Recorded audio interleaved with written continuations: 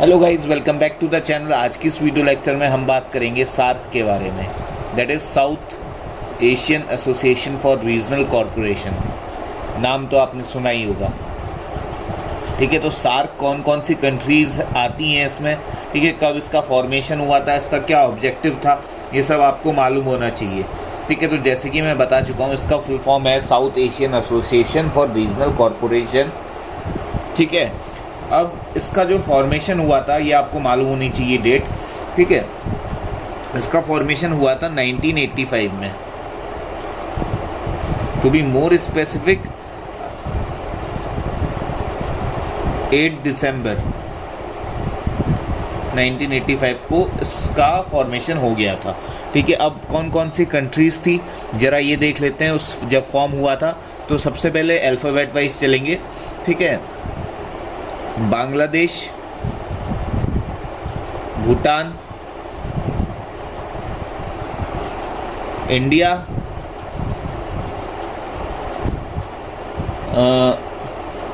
मालदीव्स, नेपाल, पाकिस्तान,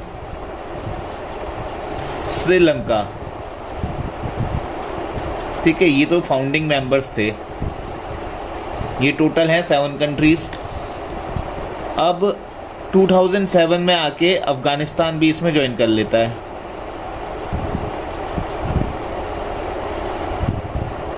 ठीक है, अफ़गानिस्तान में एक पोर्शन है जिसका नाम है बामियान। ये बामियान इसकी कल्चरल कैपिटल है। किसकी? इसकी South Asian Association for Regional Corporation की कल्चरल कैपिटल है। ठीक है, तो here we have total 8 countries. पहले की 7 कंट्रीज तो इसकी इनिशियल फाउंडिंग मेंबर्स थी, जो कि इस दिन ही यहाँ से इसका पार्ट बन गई थी। ठीक है, फिर एक बात मैं आपको बताऊं कि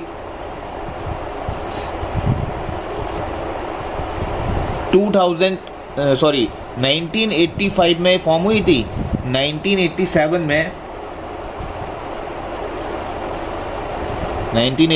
में इसका सेक्रेटरिएट यानी कि इसका सचिवालय का गठन किया गया। ठीक है, और इसका सचिवालय का गठन कहाँ किया गया? काठमांडू में। ठीक है, one of the founding members Nepal. अब देखो इस सेक्रेटरिएट में होता क्या है कि इसको हेड किया जाता है सेक्रेटरी जनरल द्वारा। सेक्रेटरी जनरल इसको हेड करता है सेक्रेटरिएट को। ठीक है, और इसके जो मेंबर्स होते हैं, इस सेक्रेटरिएट में जो मेंबर्स होते हैं,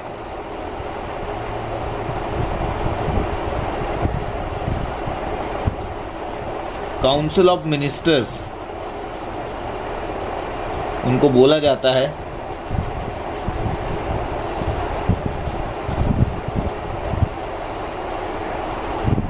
तो ये जो काउंसिल ऑफ मिनिस्टर्स है ना, ये अपॉइंट करते हैं सेक्रेटरी जनरल को। ठीक है, for the term of 2 years। उसके बाद अल्फ़ाबेटिकल वाइज, जैसे ये है Bangladesh, Bhutan, India, alphabetical wise चलता है। ठीक है, हर 2 साल में जो है ये दोबारा से अपॉइंट हो जाता है। कौन? Secretary general.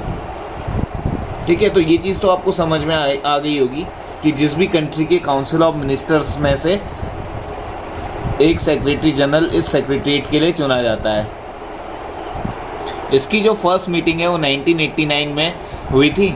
ठीक है, फिर 2 साल बाद यानी कि 1991 में, 1993 में, 1995 में, ऐसे करके इनकी मीटिंग होती है हर 2 साल में। और वहीं पर ये डिसाइड होता है कि इसका सेक्रेटरी जनरल कौन बनेगा।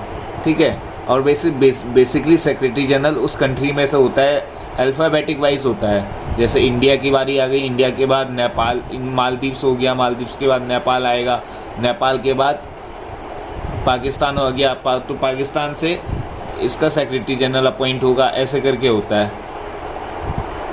इतना अगर आपने जान लिया है तो अब आप ये जान लीजिए कि जो अफ़गानिस्तान है, जो कि मैंने बताया कि बामियान जहाँ पर कल्चरल कैपिटल था, ठीक है, तो ये अफ़गानिस्तान इसका मेंबर कब बना था?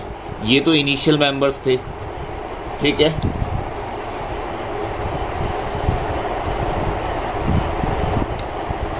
इनिशियल फाउंडिंग मेंबर्स, ठीक है। और अफ़गानिस्तान जो है ये इंक्लूड हुआ था इसमें कब? ये इंक्लूड हुआ था 2007 पे, ठीक है।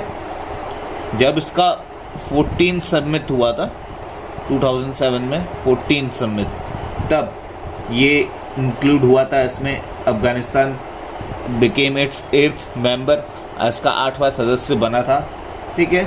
सो ये चीज़ आपको बतानी काफ़ी ज़्यादा ज़रूरी थी।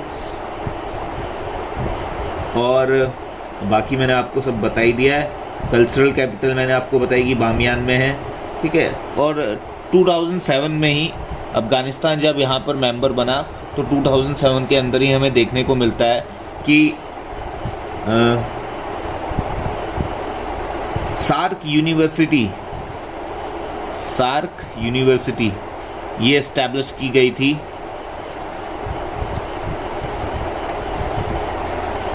कब?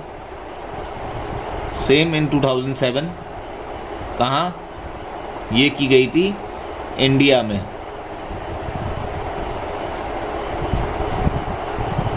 इंडिया में भी कहाँ? न्यू दिल्ली में, ठीक है।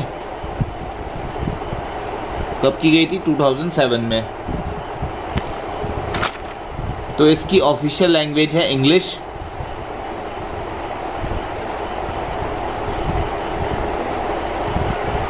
साथ पे ही इसके टोटल 9 ऑब्जर्वर्स हैं जो कि मेंबर नहीं है, सिर्फ ऑब्जर्वर्स हैं। हो सकता है कि फ्यूचर में ये इसका कोई मेंबर बनने की कोशिश करे, ठीक है। तो ये कौन से 9 ऑब्जर्वर्स हैं? एक यूएसए हो गया, यूरोपियन यूनियन हो गया, Australia, China, Japan, Iran, Republic of Korea,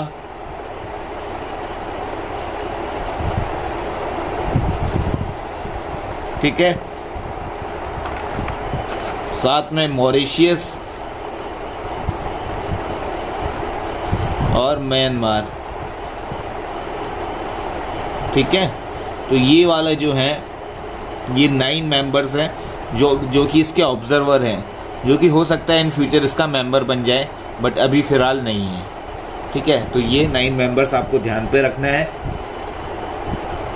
सो मेरा कहने का मतलब है ये सिर्फ इसके ऑब्जर्वर्स हैं, यानी कि ये इसके फुल मेंबर्स नहीं है, ये इसके फुल मेंबर्स नहीं है, they are not full members.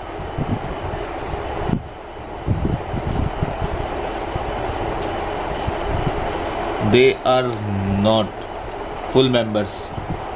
साथ ही आपको बता दूं कि इसका ऑब्जेक्टिव क्या रहा होगा। इसका ऑब्जेक्टिव था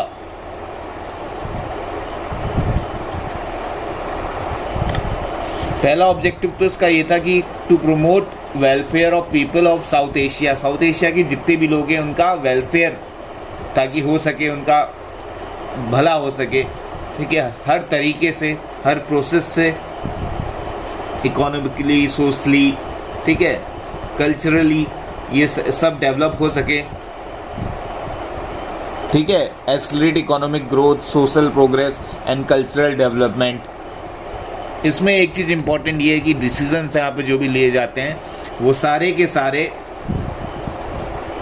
सर्वसम्मति से लिए जाते हैं, यानी कि decisions are taken on based of unanimity, यानी कि सबसे पूछ के, यानी कि जितने भी मेंबर्स हैं 8 कंट्रीज, 8 के 8 से पूछ के इसका जो भी डिसीजंस वगैरह है वो लिया जाता है, ठीक है। अब इसके लिए एक जो है SAARC, South Asian Association for Regional Corporation के लिए एक डेवलपमेंट फंड बना गया था। डेवलपमेंट फंड कब? ये बनाया गया था 2005 में। और ये डेवलपमेंट फंड काहे के लिए बनाया गया था? सोशल, ताकि सोशली डेवलपमेंट हो सके, इकोनॉमिक डेवलपमेंट हो सके।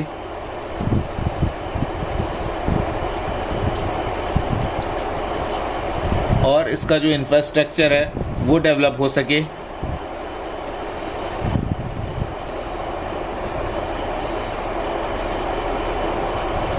ठीक है, सार्क सैटेलाइट भी यहाँ पर लॉन्च हुई थी। सार्क सैटेलाइट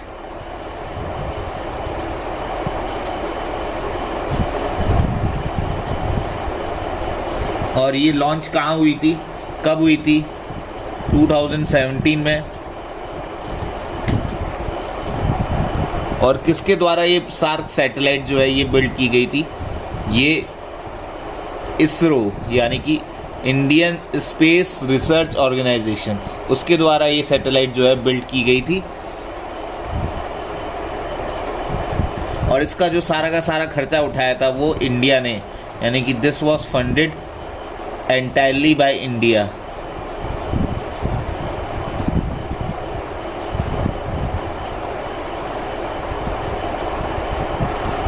सब तो हो गया, बस एक पॉइंट छूट गया है कि सार्क आर्बिट्रेशन काउंसिल सेटअप हुआ था। कुछ भी मतभेद होता है अगर मेंबर कंट्रीज़ के बीच में, तो उसके लिए एक आर्बिट्रेशन काउंसिल सेटअप की जाए। ठीक है, और ये कब की गई थी? ये की गई थी 2007 पे। मध्यस्तर, ठीक है, ताकि आर्बिट्रेशन हो सके और जल्दी से इसका जो भी डिसीजन मेकिंग जो है वो इजी हो जाए और सर्वसहमति अनएनिमिटी से इसका डिसीजन निकले। ठीक है, तो ये चीज़ है। तो आई होप कि आपको समझ में आ रहा होगा। ठीक है, सो ये था पूरा सार्क के बारे में, काफ़ी इम्पोर्टेंट था। इसका ऑब्जेक्टिव हमने देखा। ठीक है, तो ये वाली चीज़ें हैं और ये सब आपको याद करनी है, आपको समझनी है।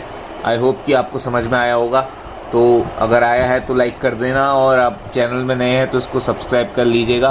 साथ में अपने फ्रेंड्स के साथ आप इसे शेयर भी कर सकते हैं। So thank you so much for watching. Bye.